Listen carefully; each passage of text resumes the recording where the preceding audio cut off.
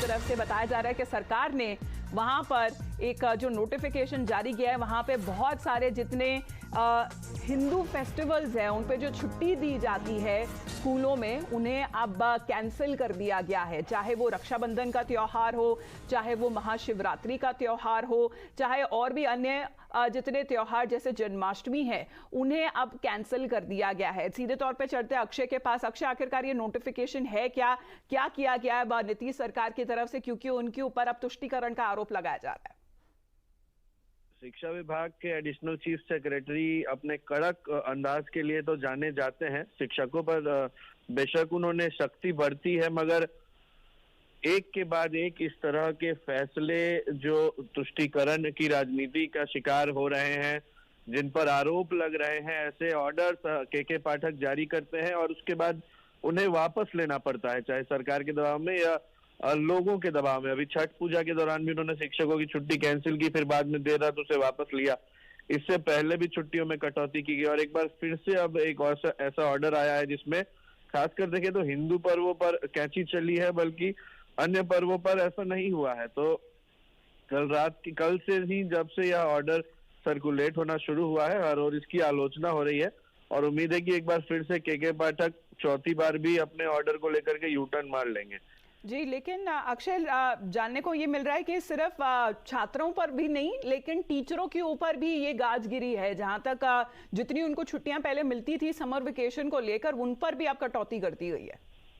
बेशक शिक्षकों पर तो गाजगिरी है। कल की एक और खबर आपको बताएं तो एक स्कूल में लापता 24 शिक्षकों को सीधा निलंबित कर दिया गया है, बिना कारण पूछे जाने कि आखिर क्यों वो लोग समय पर उपस्थित नहीं थे। अचानक से छापेमारी होती है और उन्हें निलंबित कर दिया जाता है। तो सख्ती अच्छी है अगर उससे शिक्षा में सुधार हो, लेकिन न्यूट्रली किसी भी चीज का जांच होना जरूरी होता है। ऐसे अचानक से या कोई भी कानून के तहत काम हो तो ठीक है। इस तरह से जिस तरह से चल रहा है अभी, मतलब हर मिली जुली प्रतिक्रियाएं आ रही हैं स्टूडेंट्स और टीचर दोनों की तरफ से।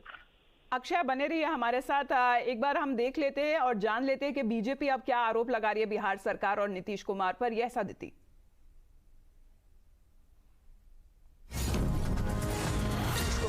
और हमारे पास यूनियन मिनिस्टर अश्विनी कुमार चौबे का रिएक्शन आ रहा है। वो बोल रहे हैं कि तुष्टीकरण के सरदार बिहार के कुर्सी कुमार। एक बार फिर चाचा भतीजे की सरकार का हिंदू विरोधी चेहरा सामने आया। एक तरफ स्कूलों में मुस्लिम पर्व की छुट्टी बढ़ाई जा रही है, वहीं हिंदू त्योहारों में छुट्टियां खत्म की जा रही हैं। लानत है वोट बैंक के लिए सनातन से घृणा करने वाली सरकार को। धन्यवाद आपका आदित्य हमारे साथ जुड़ने के लिए। अक्षय, अगर हम जानने की कोशिश करें, क्योंकि पहली दफा भी इस तरह से कंट्रोवर्सी हो चुकी है, I believe it was in August when there was a government notification curtailing the number of holidays for state schools from 22 to 8 over the course of 5 months. However, Nitish Kumar and his government was pressured to take back and withdraw after massive opposition. तो पहले वाली controversy के बारे में भी जरा बताएं अक्षय, जहां पर जो स्टेट स्कूल की जो छुट्टियां थी उन्हें घटाकर 22 से 8 कर दिया गया था।